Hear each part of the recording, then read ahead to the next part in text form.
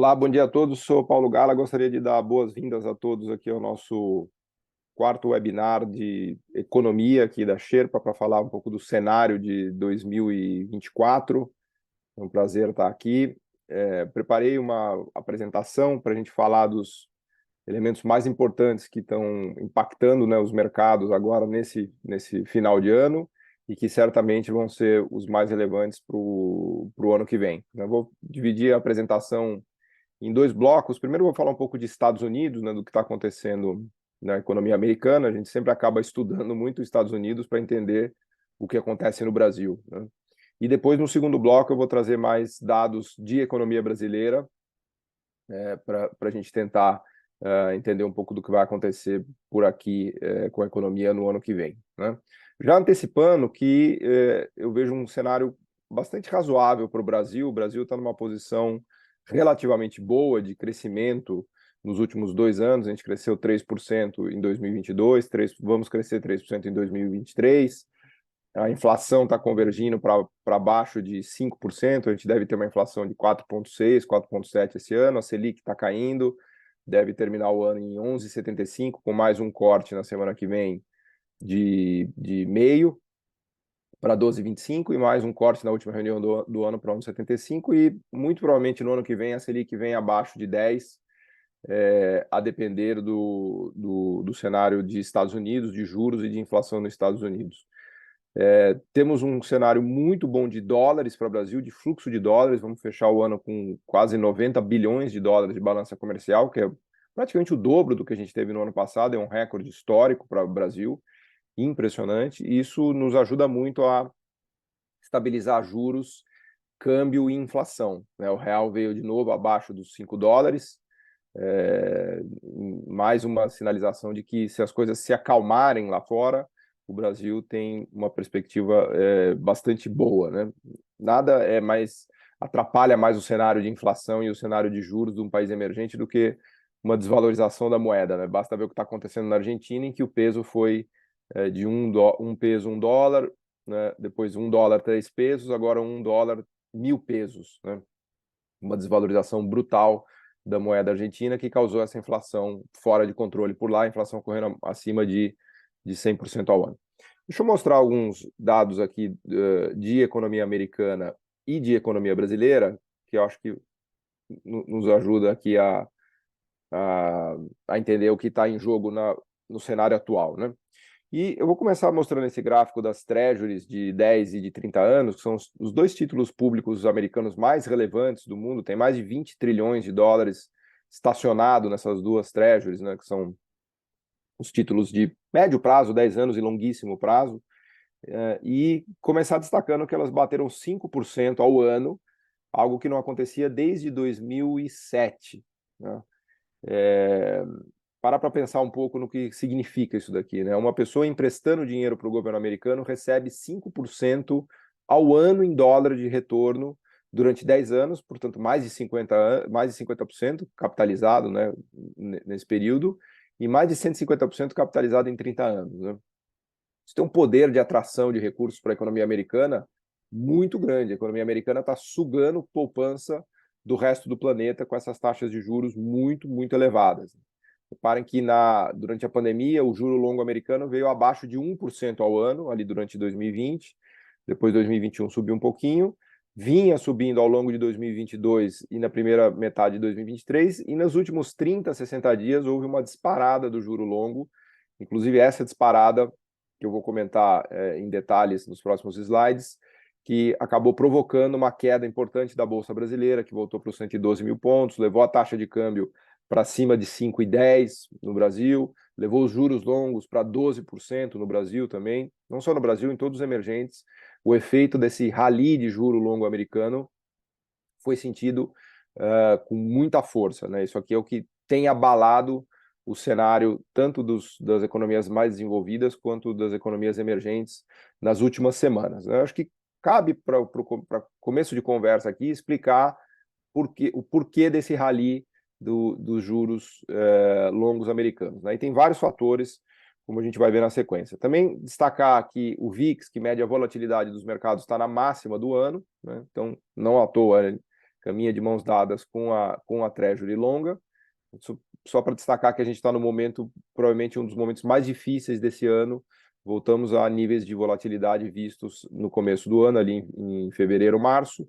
Isso daqui também está, obviamente, associado ao conflito no Oriente Médio e à alta de preço de petróleo, né? Não bastasse os acontecimentos de Estados Unidos, que tem pressionado tanto a inflação quanto os juros, também os eventos do Oriente Médio trazem bastante preocupação. Isso daqui é uma taxa de juros mais curta da economia americana, a Treasury de 2 anos, que já rompeu os 5,20, né, mostrando que há uma alta de juros muito forte de curto prazo nos Estados Unidos também. Interessante notar que a curva de juros americana tem praticamente a taxa de 5% para todos os horizontes, para todos os vértices, né? Hoje, um título americano de 2 anos paga 5%, um título de 10 paga 5%, e um título de 30 anos também paga 5%, né? A curva está, como a gente diz no mercado, completamente flat, né? Em qualquer vértice, o retorno esperado, né, e recebido de um título americano é o mesmo de 5%.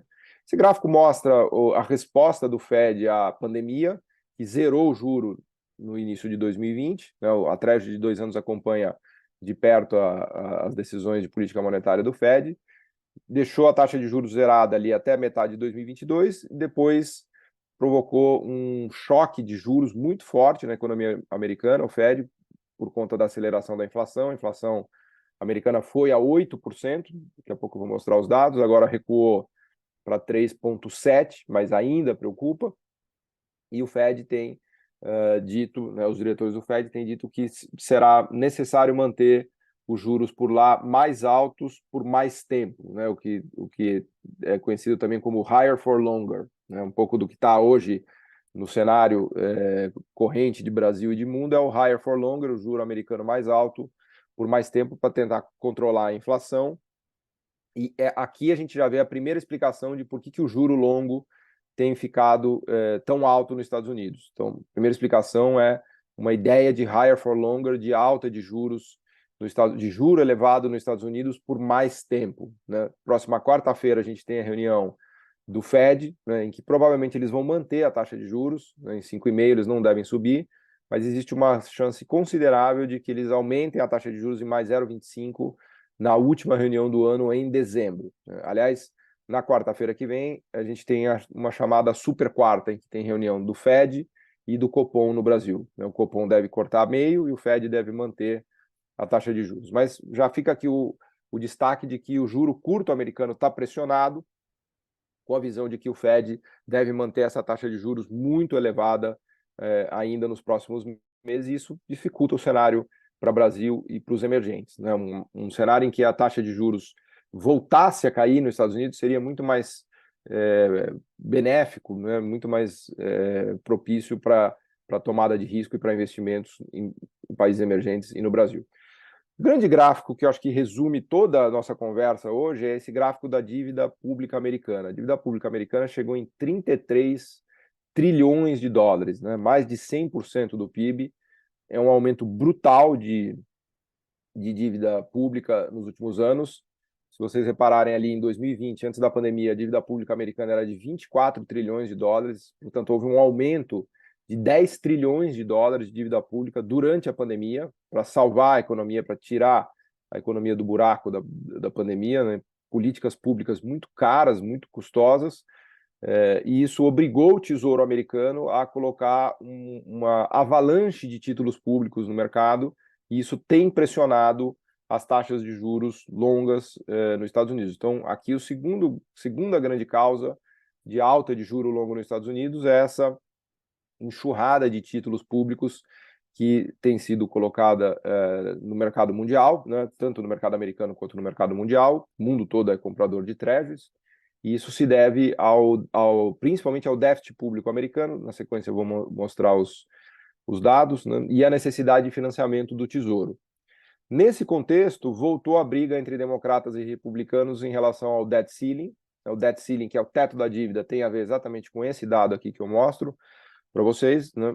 Chegaram num acordo há 15 dias atrás, mas que, na verdade, vai trazer problemas de novo daqui a 30 dias, porque foi um acordo temporário entre republicanos e democratas para aumentar o teto da dívida. Os Estados Unidos não tem grande dificuldade de financiamento, porque a Treasury é o ativo mais demandado do planeta e o dólar ainda é a moeda que liquida 90% das transações planetárias. Mas, se não há acordo no Congresso para aumentar o teto da dívida, o Tesouro Americano não pode colocar esses títulos e tem dificuldade para fazer os seus pagamentos. Disso decorre o famoso shutdown, que é o desligamento, né, uma paradeira do governo americano. A gente já viu isso em 2013, 2014, aliás, foi constrangedor, né? Parques sendo fechados, museus em Washington sendo fechados, o Yellowstone sendo fechado por conta de falta de dinheiro, entre aspas, para se pagar o funcionalismo público, porque não havia acordo entre os congressistas para aumentar esse teto da dívida. Pois bem, a gente está numa situação parecida agora, um debate muito acalorado no Congresso americano, com o agravante de que a liderança do Congresso caiu, né? E eles estão agora reelegendo o líder lá do House Representative, que é quem lidera essas conversas sobre o teto da dívida. Tem uma velha briga entre republicanos e democratas, que é a briga de como financiar esse déficit. Então, os republicanos querem cortar gastos sociais para não ter que subir impostos. Então, a via republicana para reduzir o déficit, reduzir a dívida, é via corte de gastos sociais, e os democratas não concordam com isso. Os democratas querem manter os gastos sociais e aumentar impostos. Então, a via democrata para fechar o déficit é aumentar imposto e manter gastos sociais. O problema é que o Congresso está muito dividido, nem os republicanos conseguem ganhar, nem os democratas. Então fica esse deadlock, né? Essa trava, né? Esse impasse entre democratas e republicanos, e a situação de contas públicas americanas bastante pressionada. Quando a gente olha o déficit público americano, que é esse gráfico aqui também atualizado, a gente vê que a situação de contas públicas americanas é pior desde os anos 70. As barrinhas mais bordô, né, mais para a cor bordô, mostram o déficit primário, que é o resultado de receitas tributárias menos despesas. O déficit nos Estados Unidos se aproxima de 4% do PIB, para um PIB de 25 trilhões de dólares por ano. Estamos falando de praticamente 1 trilhão de dólares de déficit primário por ano. Esse é o tamanho do buraco das contas públicas americanas, e muito disso se deve aos programas do Biden de estímulo, de IRA, né, o Inflation Reduction Act, todos os programas de estímulo de reindustrialização, de transferências sociais, de tudo que foi feito na pandemia. E aparece aqui um segundo déficit, que é o déficit de pagamento de juros, né, que é o Net Interest Outlays, que é uma conta de mais ou menos 5% do PIB, 4% do PIB, que dá aproximadamente 1 trilhão de dólares, um pouco mais do que 1 trilhão de dólares. Aliás, é só pegar, se a gente olhar 33 trilhões de dólares com um juro de 5% ao ano, a gente já chega nessa conta, né? Daria uma conta de quase 1,5 trilhão de dólares de pagamento de juros. Não é exatamente isso, porque parte da dívida é pré-fixada, é pré-contratada, mas, grosso modo, o custo da dívida americana é de 1 trilhão de dólares por ano.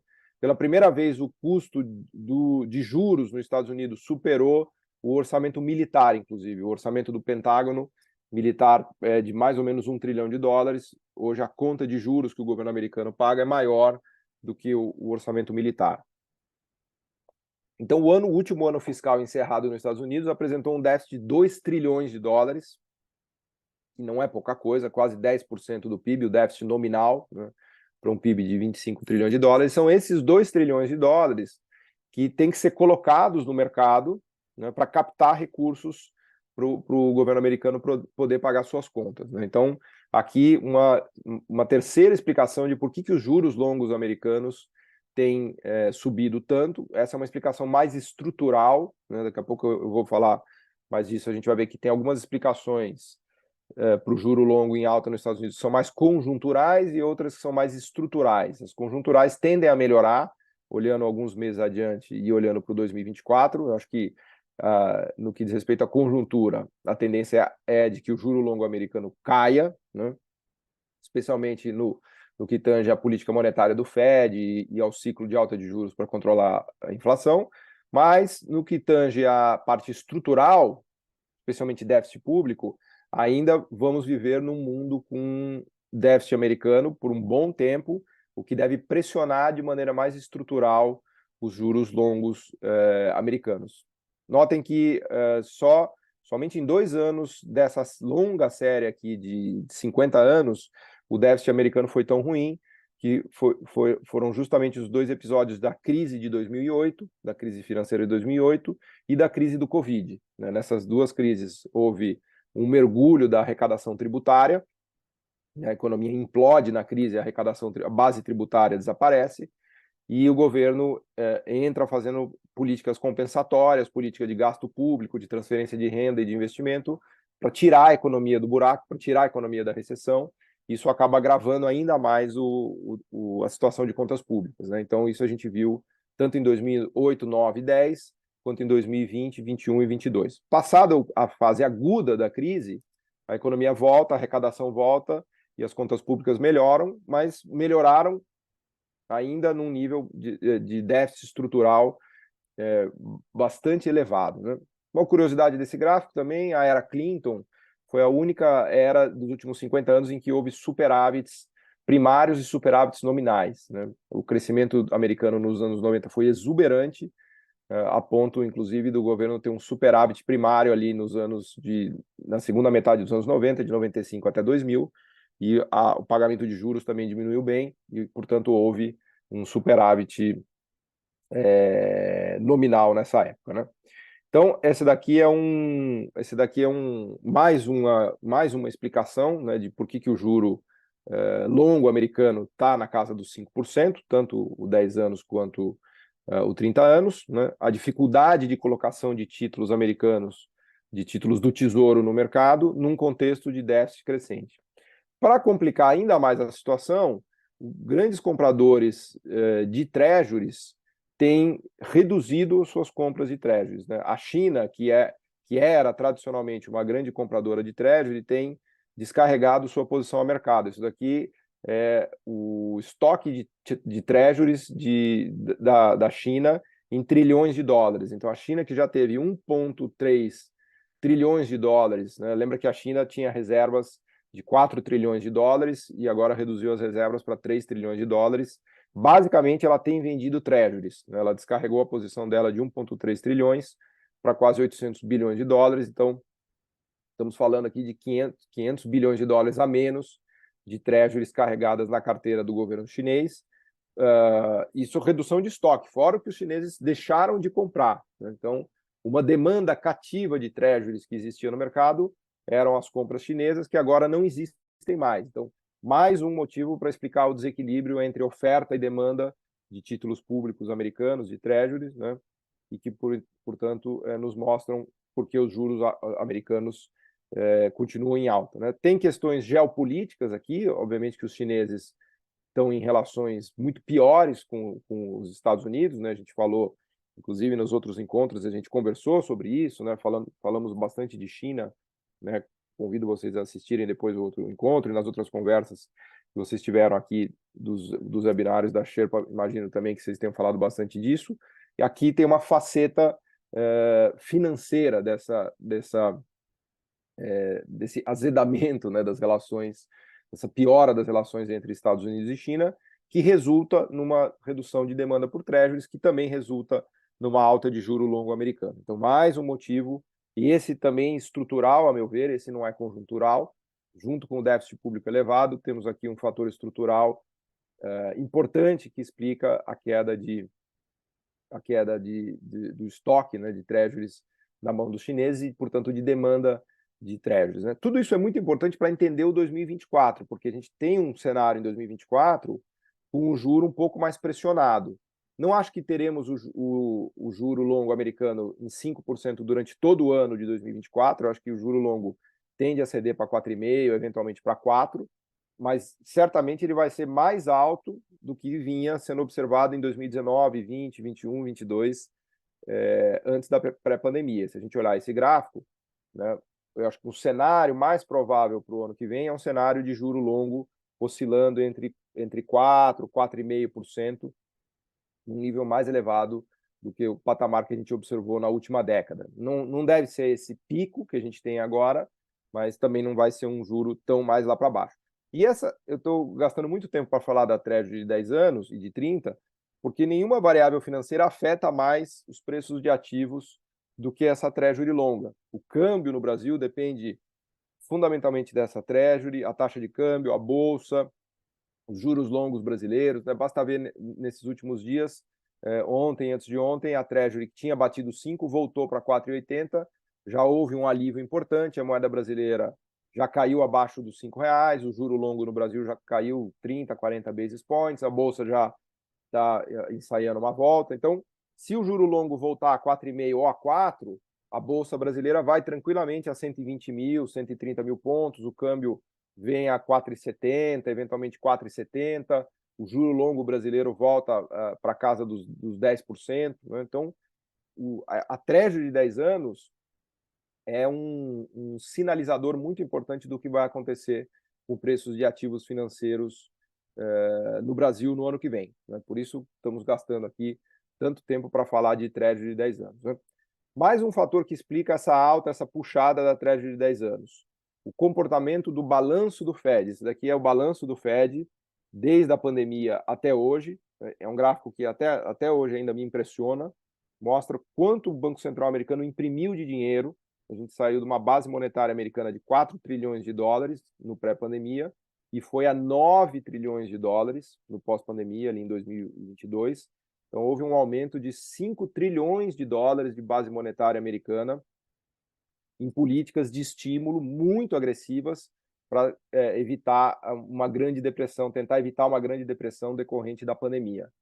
Foram dois conjuntos de medidas que o governo americano fez, né, o Biden e o Powell, né, a gestão Biden, Powell e Yellen, se quiserem, né, Yellen, secretária do Tesouro, Biden, presidente, e o Powell, presidente do Fed, né. Primeiro, os déficits públicos enormes, que eu mostrava há pouco, e segundo, essa impressão monetária maciça, muito mais agressiva, inclusive, do que o que se fez em 2008, na crise financeira de 2008, né? Também conhecido como quantitative easing, o QE. Né? Então, o balanço do Fed saiu de 4, foi para 9 trilhões. Né? Uma das consequências dessas políticas de estímulo muito agressivas foi a alta da inflação, isso a gente também já conversou aqui em outras oportunidades, nos nossos webinários. A inflação americana ela estourou o nível de 8% ao ano. Na pandemia, quando começou a pandemia, a inflação zerou e praticamente os Estados Unidos entrou em deflação. Logo depois da pandemia, em 2021 até 2022, houve uma política de estímulos muito agressiva do governo americano de imprimir moeda, 5 trilhões de dólares, de colocar déficits públicos de mais de 1 trilhão de dólares por ano, que tirou a economia do buraco. Aliás, a gente consegue ver neste gráfico aqui de desemprego, olha que interessante. O desemprego nos Estados Unidos na pandemia foi a 15%, saiu de 3,5%, 3,7%, 3,8% para 15%. Com as políticas de estímulo, o desemprego mergulhou e voltou para esse nível que está hoje de 3,8%, que é a mínima histórica desde os anos 60. O desemprego americano hoje está na mínima desde a década de 60. Hoje tem praticamente 2 vagas abertas para cada americano desempregado. É uma situação quase exótica até, né? De tão aquecido que está o mercado de trabalho, existem praticamente 2 vagas para cada americano. Aliás, lembrar que está correndo uma greve no setor automotivo da United Auto Workers, né, o UAW, e eles têm demandado aumentos de 20% de salários. Vejam vocês, né?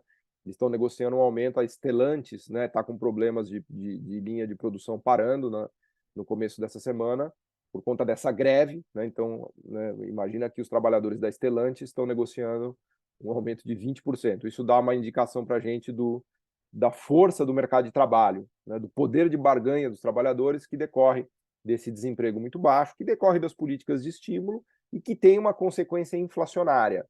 Então, as políticas de estímulo, também conhecidas como políticas keynesianas, funcionaram muito bem para tirar a economia americana do buraco pandêmico.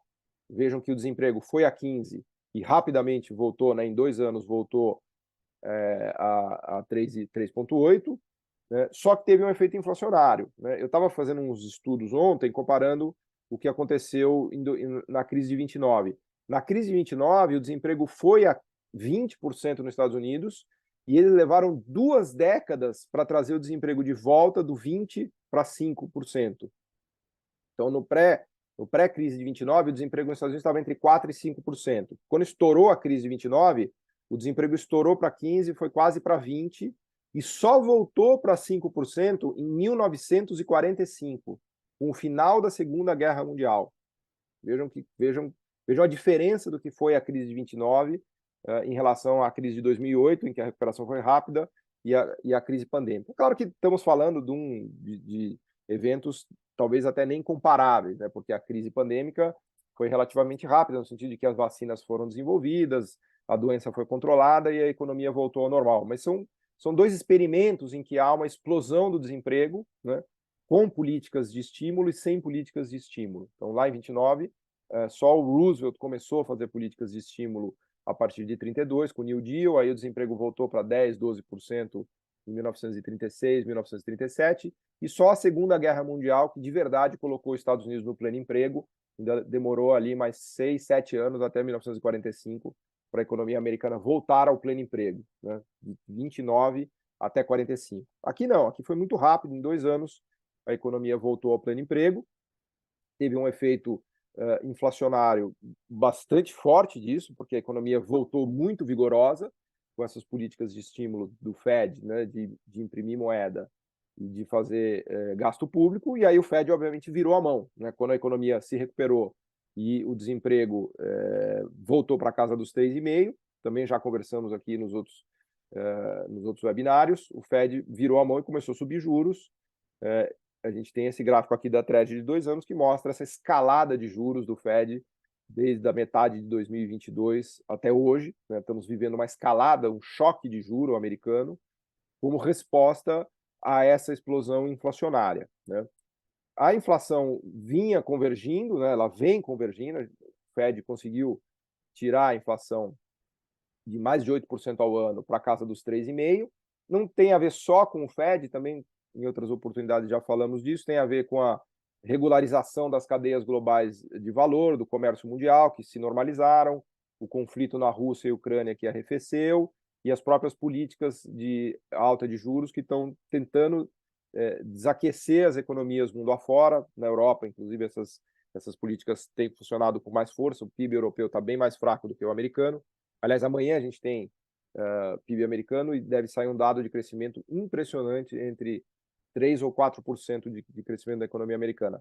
Mas o ponto que eu queria fazer aqui nesse slide é que a última observação de inflação nos Estados Unidos é de alta, né? Isso também voltou a preocupar os mercados, a inflação de 3,7% do CPI voltou a trazer preocupações, por isso que a Treasury de 10 anos e a Treasury de 30 anos voltou ali para casa dos 5%, né? Foi para casa dos 5%, e aqui temos mais uma explicação de por que o juro longo está pressionado. Quando a gente olha a trajetória de crescimento dos Estados Unidos, que está nesse gráfico aqui, a expectativa para o terceiro trimestre, a gente continua impressionado, né? A economia americana é de uma resistência, é de uma resiliência impressionante, né? O dado vai ser divulgado amanhã, e a expectativa dos grandes bancos americanos é que o crescimento do PIB venha em pelo menos 3%, e segundo o modelo de Nowcast, né, o GDP Now do Fed Atlanta, é possível que a economia tenha crescido 5% no terceiro trimestre. Então vejam de novo o constrangimento dos economistas, né? 9 entre 10 economistas no começo desse ano previam uma recessão para os Estados Unidos na metade do ano. E eis que os Estados Unidos está crescendo no terceiro trimestre mais do que 3%, eventualmente 4% no ano. Essa é a taxa de crescimento prevista, que deve ser divulgada amanhã. Então, o desemprego nos Estados Unidos segue muito baixo, na mínima desde os anos 60, o crescimento segue vigoroso, e o Banco Central americano, o Fed, está muito preocupado com o efeito inflacionário disso. Se a inflação tivesse convergindo para 3%, né, economia no pleno emprego, crescendo com inflação sob controle, legal. Só que não é o caso, porque essa leve alta aqui que a gente observou no último índice, no último indicador, tanto no CPI quanto no PPI da semana passada, o Producer Price Index, os dois mostraram um uptick, né, de inflação importante que preocupou. Então, por isso que vem essa retórica do higher for longer do Fed, né? Olha, talvez tenhamos que deixar o juro mais elevado por mais tempo para ver se a inflação converge, né? E seguir nas políticas do quantitative tightening. Então, o Banco Central virou a mão a partir da metade de 2022, começou a cortar o balanço, a reduzir o balanço, subir juros e reduzir o balanço para tentar controlar a inflação. Então, o balanço do Fed já saiu de 9 trilhões de dólares no pico da pós-pandêmico, veio para 8 trilhões de dólares, e aqui tem mais uma explicação de por que o juro longo americano está pressionado. Porque outra demanda cativa de juros de títulos públicos do Tesouro Americano era quem? O próprio Banco Central. Então, o Banco Central vinha emitindo moeda para comprar esses títulos, né? O João Paulo está perguntando aqui, a gente vai passar sim, vamos deixar os slides disponíveis para todo mundo. Se vocês quiserem fazer perguntas, depois, no finalzinho da apresentação, a gente vai gastar aqui 5, 10 minutos para tratar de questões que vocês queiram fazer, né? Então, havia uma demanda cativa de títulos públicos americanos que vinha do próprio Fed, do Banco Central Americano, que imprimia moeda, né? Imprimir moeda é um jeito, vamos dizer assim, vulgar, grosseiro de dizer, né? Porque é tudo moeda eletrônica, escritural, mas basicamente ele estava emitindo poder de compra e comprando títulos do Tesouro. Então ele está transferindo o poder de compra para o Tesouro Americano para financiar os déficits do Tesouro Americano, e isso foi revertido, né? Eles estão agora justamente contraindo o balanço. Reparem que há um dente ali, um salto em março de 2023, que foi justamente o momento em que 3 bancos americanos quebraram como consequência dessa política de tightening, né, de alta de taxa de juros. O SVB, que é o Silicon Valley Bank, quebrou, o First Republic e o Signature Bank, que era um banco mais ligado a criptoativos, né? Essa alta de juros muito forte, especialmente do juro longo, pegou esses 3 bancos no contrapé. Aliás, até uma situação curiosa, porque eram bancos que tinham muita exposição em títulos públicos, né? A gente brinca que foram bancos que quebraram operando títulos do Tesouro, né? Que é o mais difícil de fazer, porque em geral um banco quebra porque ele faz empréstimos ruins, né? Não encontra bons devedores. Esses bancos não, eles quebraram tendo uma carteira de títulos públicos muito alavancada, especialmente o Silicon Valley Bank tinha mais de 300 bilhões de dólares de carteira de exposição em treasuries, e quando a treasury de longo prazo deu esse salto, né, que eu mostrei aqui há pouco, isso machucou demais a carteira do SVB, ele teve perdas de mais de 30, 40 bilhões de dólares na marcação a mercado da carteira dele, e acabou quebrando. Também sofreu uma corrida bancária instantânea, saques de mais de 20 bilhões de dólares no único dia por aplicativos, né? Foi a primeira corrida bancária feita por apps, né? Até uma ironia do destino que o Silicon Valley Bank, que estimulou as fintechs, estimulou o florescimento de tecnologias fintech, né? Do tipo fintech, de finanças e de aplicativos, né? Ele mesmo foi vítima dessas tecnologias, porque antigamente numa corrida bancária tradicional fazia aquelas filas, dava a volta no quarteirão, todo mundo indo para o banco sacar os seus recursos, né? Agora não, agora é um clique ali, um clique você apertou, transfere todo o seu recurso do banco e acabou. O banco dá um blow up em questão de horas, né? Então o Silicon Valley Bank foi um pouco vítima disso. O Fed reverteu parcialmente as políticas de tightening em março de 2023. Ele abriu uma linha especial para os bancos americanos poderem vender as suas treasuries ao par, né? Ou seja, não marcadas a mercado, né? Vender as treasuries ao valor que eles tinham na carteira, comprados na carteira, como uma linha de liquidez, de assistência de liquidez de curto prazo para salvar, né? O medo ali em março, abril desse ano era que houvesse uma corrida bancária generalizada nos Estados Unidos. Então, o Fed reverteu a política e, em praticamente 15 dias, o balanço dele subiu em 500 bilhões de dólares. Isso mostra como o sistema estava exposto a treasuries. Aliás, até hoje ainda está bastante exposto, né, a essas variações de taxa de juros de longo prazo nos Estados Unidos. Mas essa linha que continua aberta ajuda os bancos a socorrer, né, a trocar as treasuries marcadas com prejuízo, né, a transformar essas treasuries em liquidez, e isso evitou, né, uma quebradeira bancária generalizada. Só 3 bancos quebraram, depois a situação se estabilizou e aí o balanço continua lentamente caindo, né, sendo contraído. Isso a gente chama de uma política de QT, de Quantitative Tightening. Então o Fed agora está fazendo Quantitative Tightening está reduzindo o balanço, e temos aqui portanto, mais um fator muito importante que explica a alta do juro longo americano. Então, temos o déficit público americano enorme, a dívida pública enorme, a redução da demanda dos asiáticos, a redução da demanda do Fed, as preocupações com inflação, a alta do juro de curto prazo e a visão do higher for longer, né, dos juros mais altos por mais tempo. A economia americana ainda crescendo de maneira vigorosa e o desemprego ainda muito baixo. Então, todos esses fatores nos explicam por que a taxa de juros americana está tão pressionada, por que o juro longo está tão pressionado nessas últimas semanas, né? Agora, olhando para frente, pensando no 2024, temos que fazer aqui o nosso exercício de futurologia, pegar a bola de cristal e tentar desenhar, prever para onde vai essa Treasury longa. Separando os fatores causadores de alta de juros em conjunturais e estruturais, minha visão é que os conjunturais vão melhorar. Minha visão é que a inflação vai voltar a convergir para 3,5, para 3, eventualmente para 2,5, e que o Fed vai aliviar essa política monetária. Então, no que depende do Fed e da inflação e da atividade econômica nos Estados Unidos, eu acho que a conjuntura é favorável no sentido de desaceleração. No que depende de fatores estruturais, não deve haver muita mudança.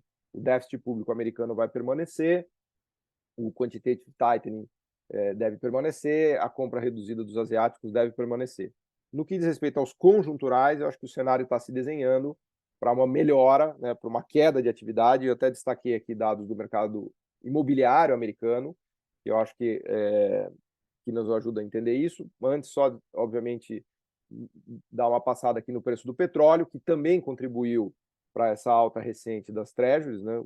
Falava no começo da apresentação que o conflito do Oriente Médio teve como efeito uma puxada no preço do petróleo, e essa puxada no preço do petróleo valoriza o dólar, desvalorizou o real aqui, por isso que o real foi para 5,20, né? Aqui tem um gráfico do DXY, que mede o preço do dólar em relação às outras moedas. Vejam que ele anda bastante colado com o Brent, né, com o preço do petróleo. Então, isso aqui também atrapalhou um pouco a vida de inflação nos Estados Unidos pelo canal da gasolina. A gasolina também tem subido nos Estados Unidos. Esse aqui é o preço da gasolina da última década nos Estados Unidos, no governo Obama, Trump e Biden. E claro que a alta de gasolina é algo muito inflacionário na economia americana, dificilmente escapa de altas de gasolina em termos de inflação, né? Então, isso daqui também contribuiu para esse estresse das últimas semanas. Agora, conjunturalmente, a economia deve desacelerar. E eu falava há pouco do mercado imobiliário, eu trouxe aqui alguns dados também do mercado imobiliário americano para a gente dar uma olhada. Destaco a taxa de hipotecas, que foi para cima de 8% ao ano. Esse é o juro que o americano hoje paga para comprar uma casa. Esse juro estava em 2% na pandemia. Então, a taxa de juros de hipotecas de longo prazo quadruplicou nos Estados Unidos. Saiu de 2% para 8%. Isso praticamente inviabilizou a compra de novas casas com dívida, né? Além do preço das casas ter subido, na média, 30%, 40%, em alguns casos 50%, né, nos Estados Unidos, no pós-pandemia, né? Para quem acompanha preço de imóveis na Flórida, em Miami, nos Estados Unidos inteiro, houve uma alta brutal, né, de preço de imóveis de 40%, 50%, em muitos casos até mais, 60%, 70%. Né? Então, não só o custo da casa, dos imóveis subiu muito, como o custo de financiamento subiu muito. Né? Isso está batendo com força no mercado imobiliário. Os últimos dados de venda de casa nos Estados Unidos são preocupantes. Esse aqui é o dado de 2 décadas de venda de casas nos Estados Unidos, o Existing Home Sales, né, a venda de casas existentes. Reparem que é um gráfico que até assusta, né, porque ele tem um perfil parecido com a crise de 2008, do estouro da bolha imobiliária de 2008. Né? Os Estados Unidos estavam vendendo 7 milhões de casas por ano, e isso despencou para 4 milhões, né, ali na crise de 2008. Algo parecido a gente observa agora. Esse número veio de 6 milhões e meio durante a pandemia de casas por ano, para algo como 4 milhões de casas por ano. Né? Primeiro, quando estourou a pandemia, houve um mergulho. Depois o mercado se recuperou com muita força, até porque os juros foram lá para baixo, né? E ficou ali num patamar bastante robusto em 2021, 22 até 23. Começo de 23 o mercado começou a virar, e agora há uma queda bastante pronunciada de venda de casas. Então, eu só estou colocando esse gráfico para fazer o ponto de que conjunturalmente, a economia americana deve desacelerar. Olhando para o quarto trimestre e para o ano que vem, a gente deve ter um crescimento mais baixo, mais para o 2%, eventualmente 1,5%, né, num cenário de juro que ainda está muito elevado. Volto a repetir, uma taxa de juros de 5% ao ano em dólar não é qualquer coisa, né? Não se via isso desde 2007. A gente tem 10 anos, né, de juro médio de 5% em dólar nos Estados Unidos, 30 anos de juro médio, né? Então, com isso eu concluo de maneira resumida a visão, o cenário dos Estados Unidos, e vou falar agora, eu quero falar um pouco de Brasil, né? Então, temos um cenário de higher for longer, temos um cenário de juro longo mais alto, temos fatores estruturais e conjunturais que explicam por que esse juro está tão alto nos Estados Unidos. Os conjunturais devem melhorar, especialmente a desaceleração da atividade econômica, a convergência da inflação e a política monetária do Fed. Os estruturais não devem melhorar, o déficit público ainda deve continuar puxado, os asiáticos vão parar de comprar treasuries. Então, all in all, né, o resumo dessa história toda é provavelmente uma treasury de 10 anos caindo, eventualmente para 4,5%, para 4%, mas não mais voltando para aquele 1, 2% que a gente teve na pandemia, né? Então, eu tenho uma visão para o 2024 de que a Treasury volta, de que alivia, mas é um higher for longer também no juro longo. Tá? Então, as coisas devem melhorar para o Brasil e para os emergentes, na medida em que esse pico, né, do juro longo passe, mas não vai ser uma vida tão fácil quanto era a vida com o juro americano longo de 1% ou 2%. Tá? Então, é mais ou menos esse o cenário que está colocado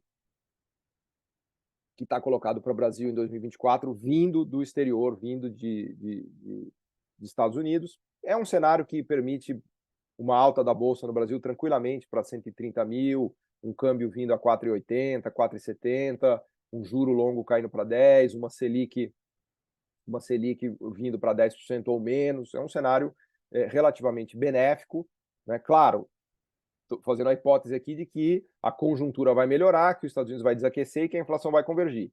Se a inflação ficar muito alta ainda nos Estados Unidos durante todo o primeiro semestre do ano que vem, se o Fed não puder cortar juros durante todo o ano que vem, né, e a Treasury de 10 anos eventualmente for para 5,5 ou para 6, daí a gente tem um cenário mais desafiador para o Brasil e para os emergentes, né? Então, tem dois cenários que estão colocados. Um é de redução de juro e inflação nos Estados Unidos, outro é manutenção ou, eventualmente, alta de juro e inflação. Eu acho que o mais provável é convergência de inflação e queda do juro nos Estados Unidos. Mas eu acho que o Brasil, é importante dizer que o Brasil está preparado para os dois cenários, tanto para o mais benéfico quanto para o mais difícil, né?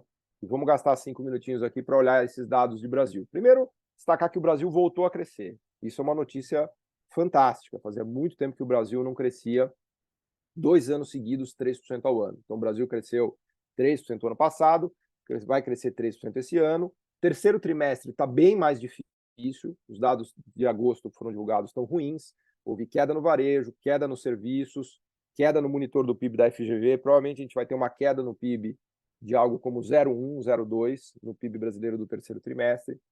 Provavelmente teremos uma leve queda no quarto trimestre de 0,1, 0,2. Inclusive, o Brasil vai entrar em recessão, entre aspas, mas é uma recessão daquelas que quase não se sente, porque é uma queda muito pequena, não é uma grande crise, né? Não é o que foi a crise da Dilma, em que o PIB caiu 3,5% num ano e 3,5% no outro ano. Vocês estão vendo nesse gráfico, é a queda de 2014, 15, 16, foi uma queda acumulada de mais de 7% do PIB, né? O Brasil mergulhou numa crise violenta, né? Agora a gente tem uma desaceleração na margem, que eventualmente vamos chamar de recessão, porque se cair, né, 2 PIBs em queda, a gente chama de recessão, mas deve ser uma queda muito pequenininha, de 0,1 no terceiro TRI, 0,1 no quarto TRI, de modo que o Brasil ainda consegue crescer 3% esse ano. Cresceu 3% esse ano, 3% no ano passado, voltamos no nível de PIB de 2014, o que esse gráfico nos mostra. Temos um crescimento acumulado aqui de quase mais de 10% nos últimos 3, 4 anos, com o V da pandemia. Então, é uma boa notícia. O Brasil voltou a crescer, o Brasil voltou a ser a 9ª maior economia do mundo, o câmbio também apreciou um pouco, né? Então, uma economia que cresce, tudo fica mais fácil, né?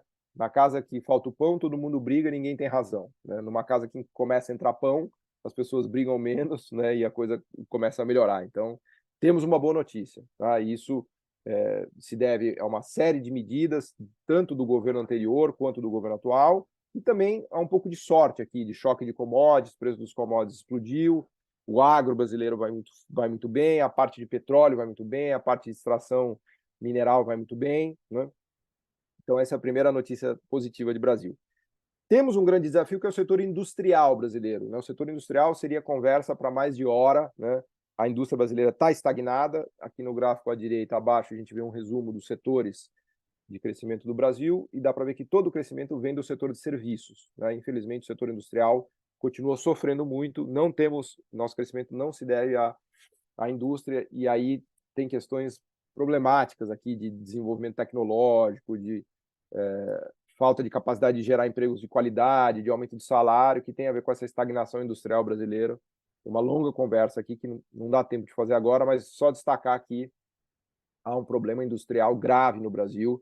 Enquanto isso não for resolvido, a gente não vai conseguir deslanchar do ponto de vista de tecnologia e de aumentos de salários de maneira consistente, né? Então há uma retomada do crescimento, mas infelizmente é um crescimento baseado em varejo, baseado em serviços, que não consegue puxar a indústria brasileira, tá? Esse é um problema para a gente deixar no nosso radar, né?